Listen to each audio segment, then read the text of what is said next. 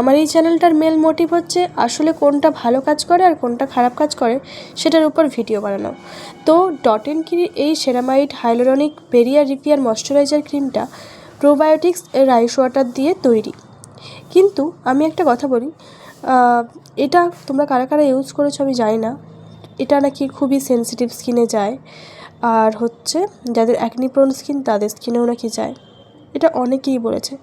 আমার মতামত শুনবে, আমার মতামত এটাই যে এটা যাদের ওভার সেনসিটিভ স্কিন একদমই ইউজ করো না, পিম্পলস বেরিয়ে যায়। আমি যতবারই চেষ্টা করেছি এটা কিছুদিন পর পর ইউজ করব, বাট ইউজ করলেই আমার একটা প্রবলেম হচ্ছে যে পিম্পলস বেরোচ্ছে। তো পিম্পলস বেরোনোর কারণটা কী, এতে কী এমন ইনগ্রেডিয়েন্ট আছে যেটার জন্য পিম্পলস বেরোচ্ছে, সে কথায় আমি পরে আসছি। তার আগে বলি এটা কাদের জন্য ভালো। ড্রাই স্কিন যাদের অ্যাকনি প্রোন একদমই নয়, আর যাদের হচ্ছে কম্বিনেশান স্কিন, নর্মাল স্কিন, তারা ইউজ করতেই পারো, কোনো প্রবলেম নেই। তাদের যারা অ্যাকনি প্রোন স্কিন নয় তারা বাদে সবাই ইউজ করতে পারো। আর এটা কিন্তু খুব ময়শ্চারাইজিং ব্যাপারটা খুব ভালোই। এবার যারা প্রচণ্ড অয়েলি স্কিন তারা কিন্তু উইন্টারে ভালোভাবে ইউজ করতে পারো। উইন্টার তো চলেই আসছে, আর কিছুদিন পর উইন্টার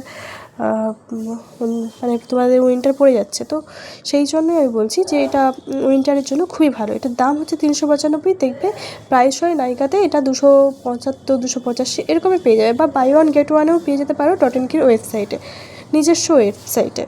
তো এটা কিন্তু তোমরা ইউজ করতে পারো, বাট একটাই প্রবলেম, যাদের প্রচণ্ড অ্যাকনি প্রোন স্কিন তারা কিন্তু একটু অ্যাভয়েড করে যেও, কারণ এটা অতটাও ভালো নয়। যারা প্রচণ্ড অ্যাকনি প্রোন স্কিন তারা কিন্তু অন্য ময়শ্চারাইজার ইউজ করো, যেটা আমি মানে খুব তাড়াতাড়ি তোমাদের সামনে আমি আনছি, যেটা আমি নিজে কাজ পেয়েছি।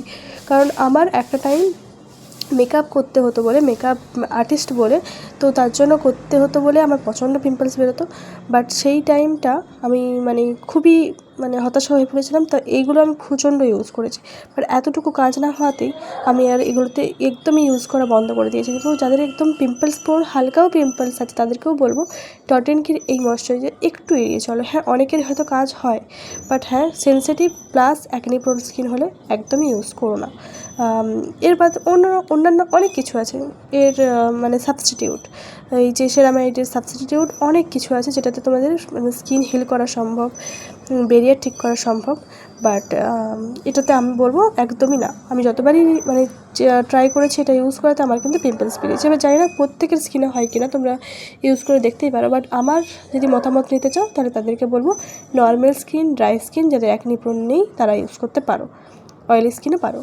তো আজকের ভিডিওর এই পর্যন্তই। তোমাদের যদি এতটুকু হেল্প হয়ে থাকে লাইক সাবস্ক্রাইব অবশ্যই করে দিও।